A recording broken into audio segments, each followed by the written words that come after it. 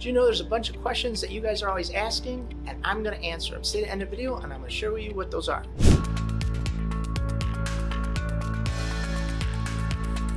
Hi, I'm Phil from the ATM Mastermind group page, and I help hundreds of aspiring ATM business owners go from 0 ATMs to ATM Business Pro in as little as 30 days. Always remember, here at the ATM Mastermind group page, we buy your freedom back one transaction at a time. Without further ado, the top 5 questions that I always get asked in the ATM business. All right, so I get asked this a lot, and I see a lot of people asking this in the chats.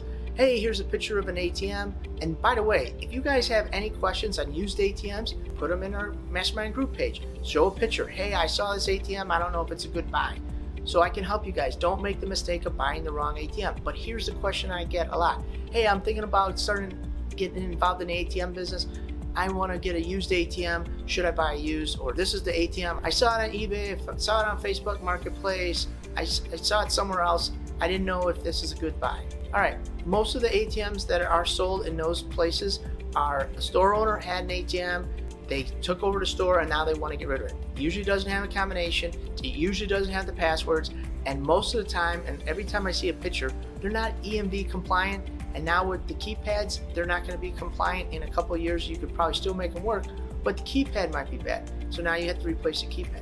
So used ATMs, unless you're a seasoned veteran and you know what you're buying, is a bad deal for you guys just starting out in the ATM business. When you start out, just buy new. Save yourself all the headaches.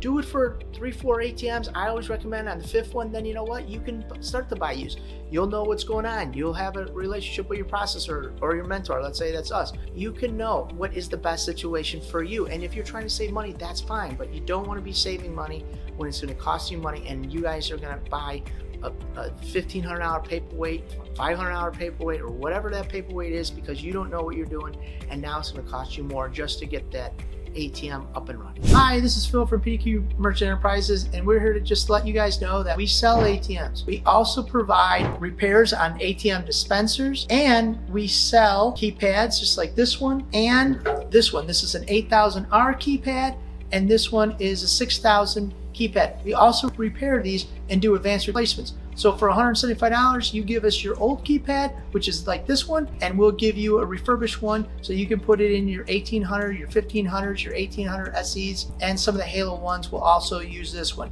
And we're going to take an additional $50 off if you want to buy an ATM from us. If you just want to mention a promo code, which is 2023, we're going to take an additional $50 off if you order an ATM.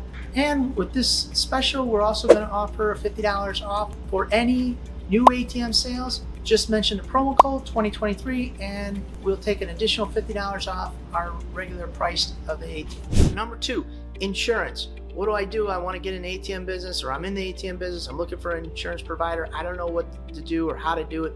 There's only one company out there, and they're $2,500 for up to 20 ATMs. So they're the only solution right now in the ATM business, and it's not a very good solution. So if you're just starting out, I got one ATM, I got 2 ATMs, I want to get insurance. You know what? You're going to only option, unless you want to spend $2,500, is going to be to self-insure.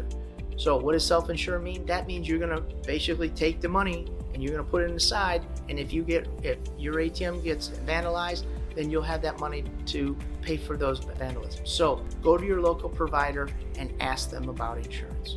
So if you're thinking about starting your own profitable ATM business but didn't know where to start, stay to the end of the video and I'll share with you our checklist entitled ATM Business Passive Income Checklist, the 5 things you need to know to start a profitable ATM business. So you have a clear roadmap towards ATM business success. You can earn between $250 and $1,500 of passive income every single month. All right, let's get back to the video. Point number 3, how much should I put in my ATM? All right, so we recommend every time $3,000. That's the magic number, $3,000. A lot of the people who want to get in an ATM business, they don't have $3,000. They buy the ATM. Some people choose to buy a mentorship. That's good for you guys, shorten their process, but some people don't. Now they don't have a lot of funds left over because they're interested in making money, but they don't have a lot of funds. So they minimize that. $500 they put in an ATM. We have actually sold people an ATM and they go to put money and they put $200 in. That's one transaction. That's not going to help you. I've seen people get in the ATM business, they spend thousands of dollars in getting an ATM, ATM and then they don't put any money in the ATM, the ATMs are out of money 2, sometimes 3 days a week. Sometimes I've seen ATMs out of 3 weeks in a row because they didn't have the funds to put in it. Doesn't make sense to me, but don't make the mistake. Have at least $3,000 of cash that you can rotate. This will help you and go a long way in making money for your ATM business. Point number 4, taxes are coming up. I don't know when this video will air, but if it's going to be in January or February, you're going to have to issue your customers who are, if you're already in the ATM business,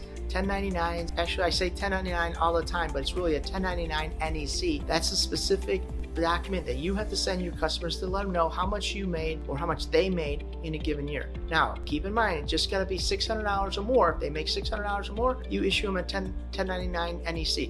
If it's $600 or less, you do not have to by federal law, okay? We issue everybody who makes $600, regardless if they're a corporation, sole proprietorship, or LLC, whatever they are, a 1099.